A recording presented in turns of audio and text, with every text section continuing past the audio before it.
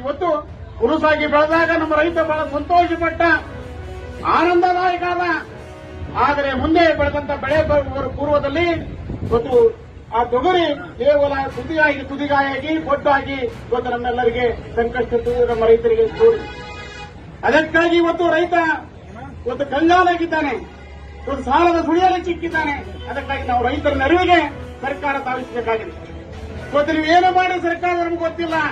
ಯಾವ ಬೀಜ ಪೂರೈಕೆ ಮಾಡಿದ ಕಂಪನಿ ಮೇಲೆ ಯಾವತ್ತು ಕೇಸ್ ಹಾಕ್ತಿರೋ ಗೊತ್ತಿಲ್ಲ. ನಮ್ಮ ರೈತರಿಗೆ ಪರಿಹಾರವನ್ನು ಕೊಡುತ್ತೆ ನಮ್ಮೆಲ್ಲರ ಒಕ್ಕೂರಿನ ಅಭಿಪ್ರಾಯ ಇವತ್ತು ನಾವು ಇವತ್ತು ನಿಮ್ಮ ಮುಂದೆ ಮಂಡನೆ ಮಾಡ್ತೀವಿ.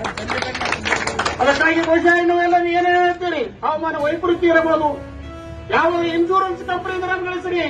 ಈಗಾಗಲೇ ಗುಲ್ಬರ್ಗಾ ಜಿಲ್ಲೆಯಲ್ಲಿ ಬಹುಶಃ ನಾನು ತಿಳಿದುಕೊಂಡಂತೆ ಸುಮಾರು 77 ಕೋಟಿ ಅಲ್ಲಿ ಜಿಲ್ಲಾಧಿಕಾರಿಗಳು ರೈತರ ನೆರವಿಗೆ ಇವತ್ತು ಇನ್ಶೂರೆನ್ಸ್ ಮೂಲಕ ಇವತ್ತು ರೈತರಿಗೆ ಕೊಡುವಂತ ಕೆಲಸವನ್ನು ಮಾಡಿದ್ದಾರೆ.